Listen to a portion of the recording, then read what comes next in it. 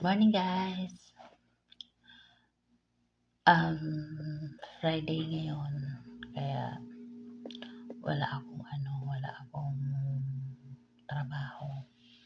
Hindi naman wala, meron. Pero walang linis ngayon. Pag Friday, hindi kami naglilinis.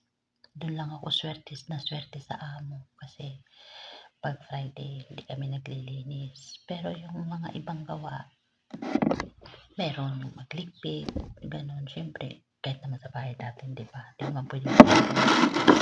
Pero yun lang. Tapos pagkakain, kain tayo. Nagdala ako dito. Dala ko sa kwarto kakain. Nagdala ko ng apple. Ito yung almusal ko ngayon. Pero, meron akong tinapay. Kasi, hindi ko talaga napigilan na nung pumunta kami ng grocery yung kasama ko, talaga siya nagpigilan na bumili kasi na-miss ko talaga siya. Miss ko na to.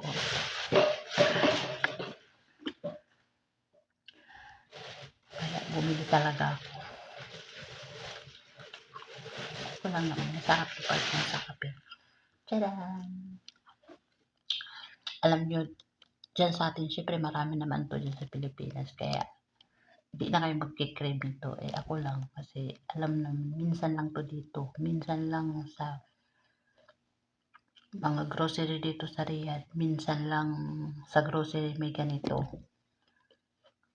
Sa 5 years ko dito, isang grocery lang yata yung may nakita akong tinda na ganito. Sa Albufera. Kaya, yan, kain tayo. Ito yung almusalin ko. Pipigilin ko yung sarili ko na kumain ng marami. Actually, meron ko 3 peraso.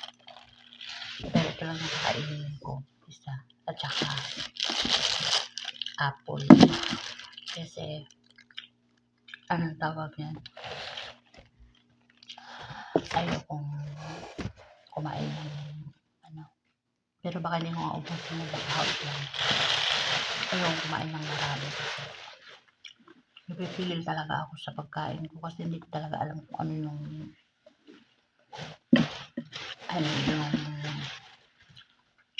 sakit na naramdaman ko ba.